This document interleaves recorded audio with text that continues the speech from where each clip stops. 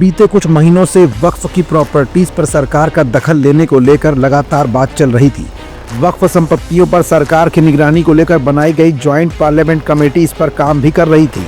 कल जैसे ही joint parliament committee ने वक्फ संशोधन बिल पर अपनी राय रखी, संसद में बवाल हो गया। विपक्षी नेता इस बिल को सरकार की साजिश करार देते रहे। इससे पहले भी ओवैसी ने इस बिल को मुसलमानों के खिलाफ बताया था। वैसे में संसद में पेश किए गए इस बिल को लेकर बवाल क्यों हुआ? समाजवादी पार्टी की सांसद डिंपल यादव ने सरकार पर मनमाने तरीके से विधेयक लाने पर कौन से बड़े बड़े आरोप लगाए और ज्वाइंट पार्लियामेंट कमेटी के अध्यक्ष भाजपा सांसद जगदम्बिका पाल ने विपक्ष के सवालों का जवाब किस अंदाज में दिया और लखनऊ में बैठे धर्मगुरु मौलाना यासूब अब्बास ने मोदी सरकार पर क्यों उंगलियां उठाई हैं? ये कुछ ऐसे सवाल है जिनका जवाब अपनी आज की इस रिपोर्ट में हम आपको दिखाएंगे भी और बताएंगे भी।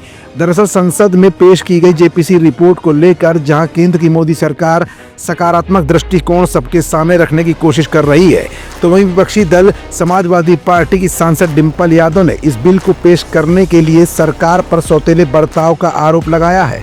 सपा सांसद डिंपल यादव ने कहा कि जिस तरह से विपक्षी सदस्यों द्वारा किए गए सहमति नोट को वक्फ संशोधन विधेयक में शामिल नहीं किया गया, सरकार मनमाने तरीके से ये विधेयक ला रही है।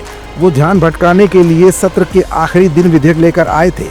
इधर विपक्षी दलों ने अपनी आवाज उठाई तो उधर संसद में पेश जेपीसी रिपोर्ट को लेकर वक्फ संशोधन विधेयक पर गठित संयुक्त संसदीय समिति के अध्यक्ष और भाजपा सांसद जगदम्बिका पाल ने कहा कि विपक्ष ने बात उठाई और गृह मंत्री ने खड़े होकर कहा कि हमें कोई ऐतराज नहीं, विपक्ष की चिंताओं को रिपोर्ट में खंड दर खंड शामिल कर लिया जाए। इसके बाद भी विरोध किया गया। क्या ये लोकतंत्र के खिलाफ नहीं है? फिलहाल जेपीसी ने इस विधेयक को राज्यसभा में पेश करने की कोशिश की। इस मामले में उत्तर प्रदेश की राजधानी लखनऊ से धर्मगुरु मौलाना यासूब अब्बास ने भी अपनी राय रखी है। संसद में पेश किए गए वक्फ संशोधन बिल पर मौलाना यासूब अब्बास ने कहा कि इस विधेयक में तमाम तरह की कटौतियां की गई हैं जो न्याय संगत नहीं है। आज लोकसभा में वक्फ अमेंडमेंट बिल पेश कर दिया गया है, मगर बड़े अफसोस की बात है कि जैसा कि सुनने में आ रहा है कि सारे इख्तियारात में कटौती की गई है। कलेक्टर के इख्तियारात, जिला मजिस्ट्रेट के इख्तियारात को बढ़ाया गया है और ये मालिक वक्फ जो है मालिक खुदा, मालिक इमाम, मालिक रसूल है।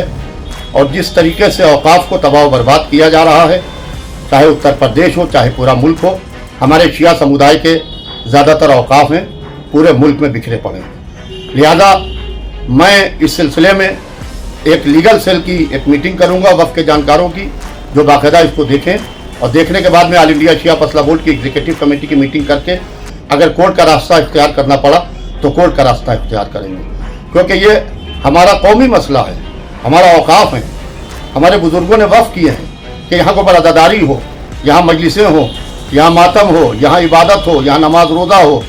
और सवाल ये है कि आप इख्तियारात को हमारे छीनते चले जा रहे हैं, हाथों को काटते चले जा रहे हैं, बजाय इसके कि वक्फ अमेंडमेंट बिल जो है जिस तरीके से आया था उसके अंदर और इख्तियारात को बढ़ाना चाहिए था। बढ़ाने के अलावा आपने इख्तियारात में कमी दर कमी कर दी है। लिहाजा इसके ऊपर ऑल इंडिया शिया मसला बोर्ड की एग्जीक्यूटिव कमेटी में हम इस मामले को रखेंगे और हमारी कम्युनिटी के लिए, हमारे समुदाय के लिए, शिया समुदाय के लिए जो बेहतर होगा इंशाअल्लाह उसके ऊपर अमल किया जाएगा। फिलहाल राज्यसभा में सभापति जगदीप धनखड़ की उपस्थिति में ये विधेयक पेश किया जा चुका है। तमाम विरोध के बावजूद इस विधेयक में तमाम संशोधन किए गए हैं। ऐसे में विपक्षी दल इस मामले में केंद्र की मोदी सरकार से ताल्लुक नहीं रखता। सबकी अलग अलग राय के बीच मोदी सरकार के इस महत्वपूर्ण वक्फ संशोधन विधेयक के आने से वक्फ संपत्तियों पर क्या प्रभाव पड़ेगा, ये भी जल्द ही दिखने लगेगा।